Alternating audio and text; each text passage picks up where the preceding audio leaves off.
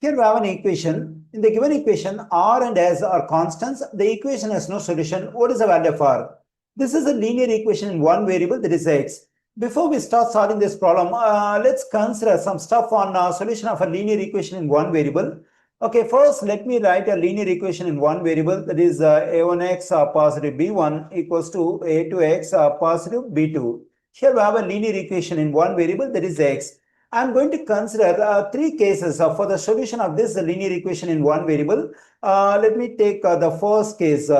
Okay, in the first case, I'm going to consider the coefficient of x on the left side, the coefficient of x on the right side, that is a1 and a2. Say they are not equal. Okay, when we have a linear equation in this form and the coefficients of x on the left side and right side are not equal, then the equation has only one solution. Let me write over here.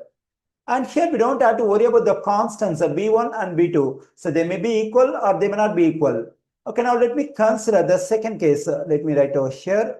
In the second case, let me take the coefficients of x on the left side and right side, that is a1, a2. And also I consider the constant terms on the left side and right side, b1, b2.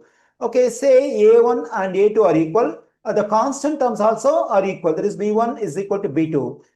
In this case, we have infinitely many solutions. Okay, let me write the stuff over here. Infinitely many solutions.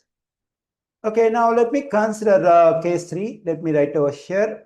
In this one also, I consider the coefficients of x on the left side and right side, the constant terms on the left side and right side. Say that the coefficients of x on the left side and right side are equal, and the constant terms on the left side and right side are not equal. In this case, we have to conclude no solution for the given linear equation in one variable.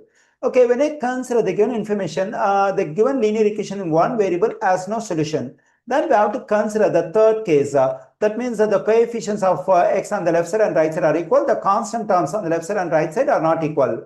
Okay, let's consider the coefficient of x on the left side. That is negative 2 over 19 times r. Let me write over here. And the coefficient of x on the right side is negative 7 over 57. So here the coefficients of x on the left side and right side must be equal. The constant term on the left side is s over 8. The constant term on the right side is 14.